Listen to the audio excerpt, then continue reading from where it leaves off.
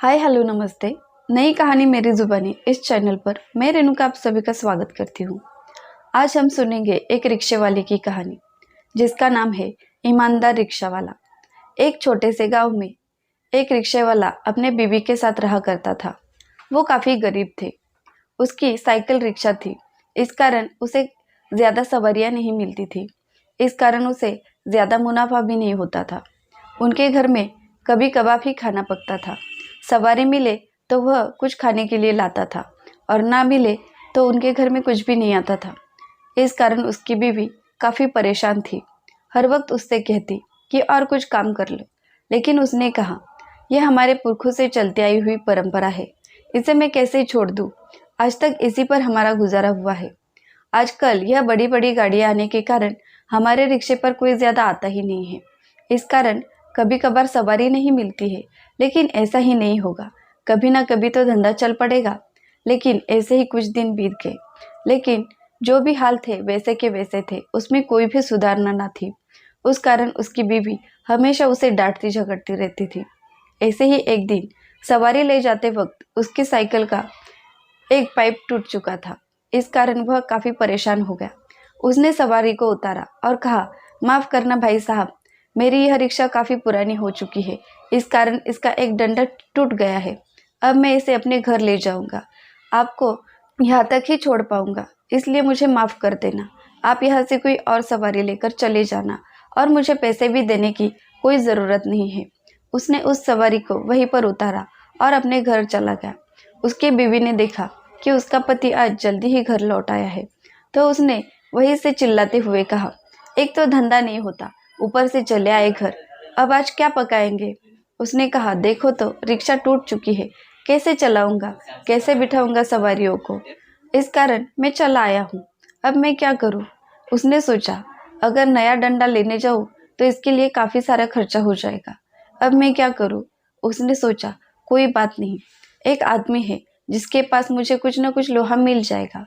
वह कबाड़े वाले के पास गया और उससे कहा, अगर आपके पास कोई पुराना लोहा है तो मुझे दे दो।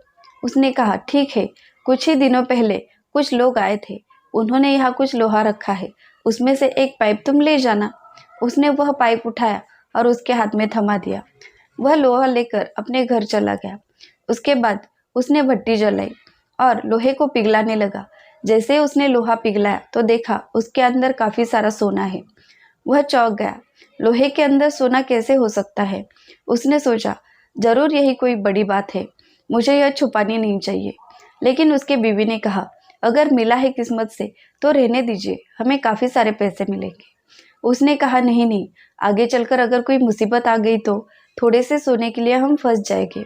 वह लोहा और सोना लेकर पुलिस थाने गया और पुलिस से कहा, यह लोहा मुझे मिला था, उसके अंदर देखिए सोना है। पुलिस वाला चौंक गया, क्योंकि उसे पता था काफ़ी दिनों पहले एक चोरी हुई थी जिसमें काफ़ी सारा सोना चोरी हो गया है। वह ढूंढ नहीं पा रहे थे। उसने कहा, यह सोना आपको कहाँ मिला। तब वह उसे उस कबाड़े वाले के पास ले गया। पुलिस वालों ने सारे लोहे के वह डंडे अपने पास लिए और चेक करने के बाद पता चला कि सब में सोना डाला हुआ है। उसके बाद उस टोली को भी पकड़ा गया जिन्होंने वह लोहा वहाँ पर रखा हुआ था। उसके बाद पुलिस वाले ने रिक्शा वाले से कहा, हम इन लोगों को काफ़ी दिनों से ढूंढ रहे हैं, काफ़ी सारी चोरियां कर रहे हैं, लेकिन पकड़ में ही नहीं आ रहे थे। आपकी वजह से आज इतना सारा सोना बच गया है, इस कारण आपको सरकार काफ़ी बड़ा इनाम देगी। और हमने सुना है आपकी बेटी पढ़ना चाहती है, उसे भी हम पढ़ाएंगे और उसके पढ़ाई का सारा खर्चा हम उठाएंगे। जिसे आपने बाहर रखा है आप अपने घर ले आइए, उसका सारा खर्चा हम उठाएंगे। और सरकार की तरफ से काफ़ी बड़ा इनाम उसे मिल गया।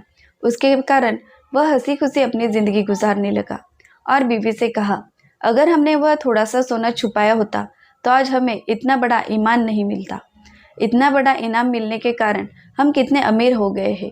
और जो बेटी हमसे दूर रहती थी वो हमारे पास आ गई और उसका सारा खर्चा भी अब पुलिस वाले कर रहे हैं। इसीलिए कभी भी मुफ्त में मिला हुआ नहीं लेना चाहिए, ईमानदारी से अपनी ज़िंदगी जीनी चाहिए। इसीलिए वह रिक्शा वाला भी अपनी ज़िंदगी हंसी खुशी बिताने लगा। ऐसी ही नई नई कहानियाँ सुनने के लिए हमारे चैनल को सब्सक्राइब करें और अगर आपको हमारी कहानी अच्छी लगी हो तो कमेंट करके ज़रूर बताना। धन्यवाद।